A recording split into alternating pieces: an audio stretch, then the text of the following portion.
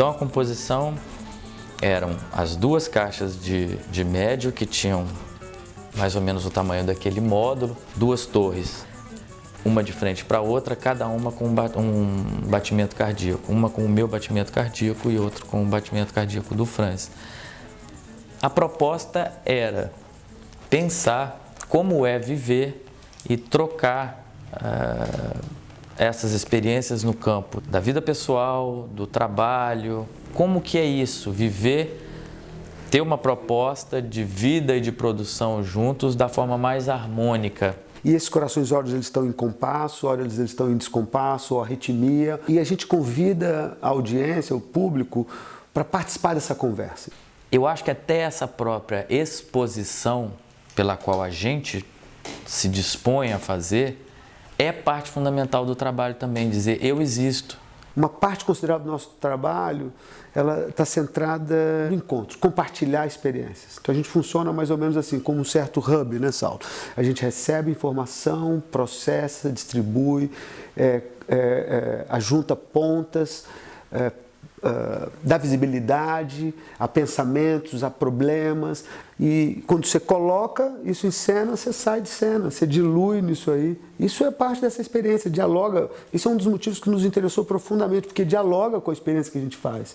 Você consegue trabalhar nas frestas, fora daquele modelo de bota um trabalho, faz uma caixa, paga um seguro, leva para lá, bota um prego. A coisa que mais a coisa vai atraiu acontecer no processo. Isso é fabuloso. A gente trabalha no processo. Buscar como é viver, todo amar dia e produzir nesse mundo maluco, permeado pela era da informação. Isso é algo que está na nossa cabeça desde 80. E a partir disso tudo, isso tudo é permeado por uma experiência de vida humanista.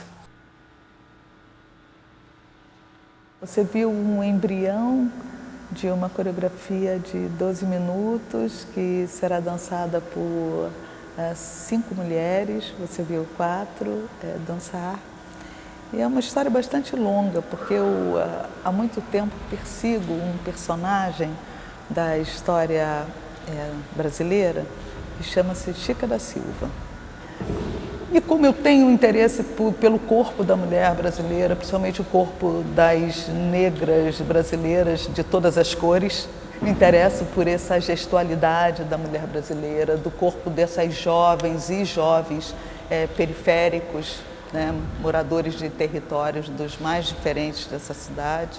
Eu fui buscar em Chica da Silva uma espécie de inspiração para contar as nossas próprias histórias, né, porque é uma história que ela atravessa todos os tempos.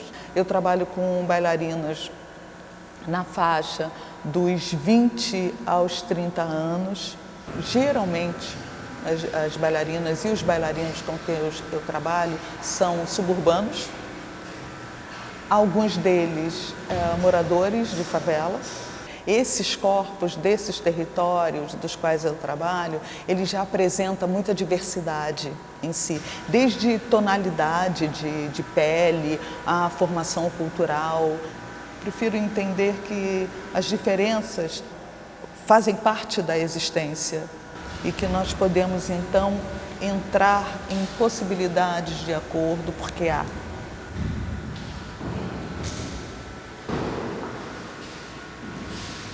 Que bom que não sabe sequer a língua do outro. Há, então, nisso, para mim, uma aposta numa outra língua, que é a língua da sensibilidade, que é uma língua que passa pela ideia de encontro e que não necessariamente está no espaço do conhecido.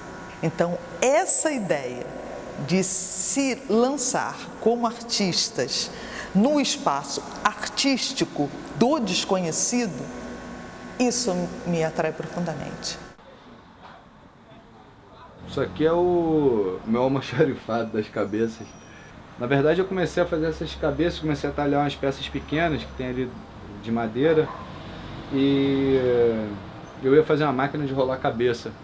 Na verdade, eu ia fazer uma maquininha tal que eu não consegui fazer, aí eu fiz essa série, começou umas 30 cabeçonas dessas. Esse grupo de escultura chamou Maranhão, que é uma série de esculturas urgentes, quer dizer, uma série de esculturas urgentes que eu tenho feito partir de junho de 2013, com os black bloquinhos, que eu fiz umas talhas de madeira, e essas cabeças é uma sequência desse trabalho.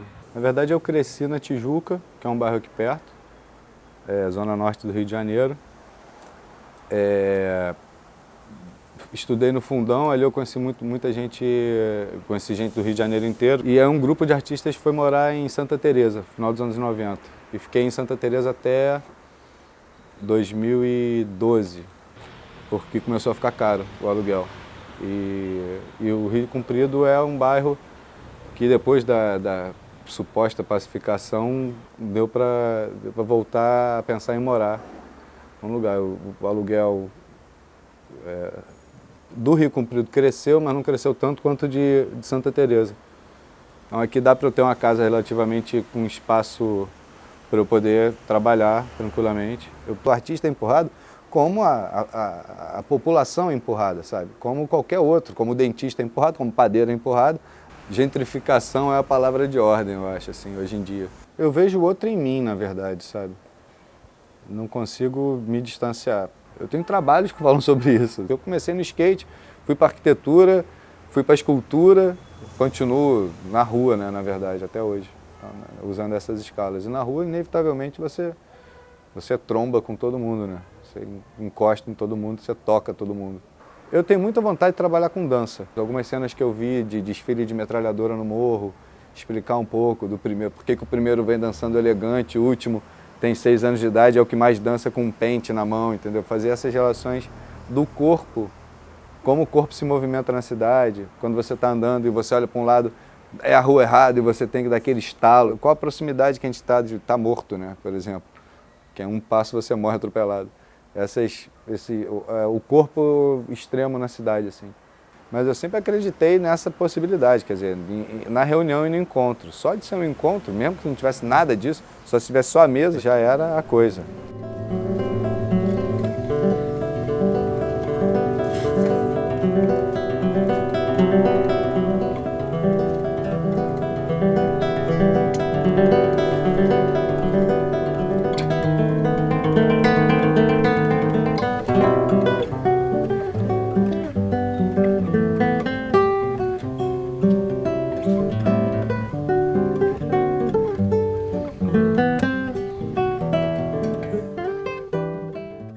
Eu vivo muito no Rio, eu tenho um estilo de vida totalmente carioca e isso influencia totalmente a música que eu faço. Todos os artistas que viveram no Rio, acho que recebem um pouco essa energia do Rio artística muito forte por osmose, né?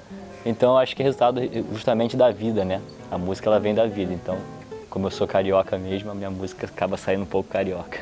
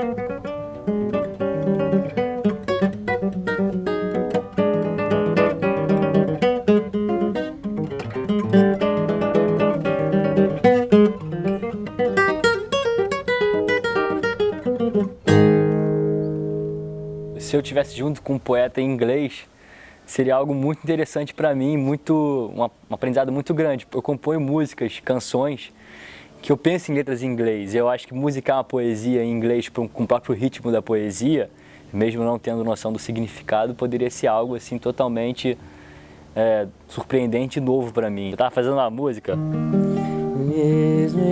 uma letra em inglês, né? It was me, like a soft lay, you can run this life for me.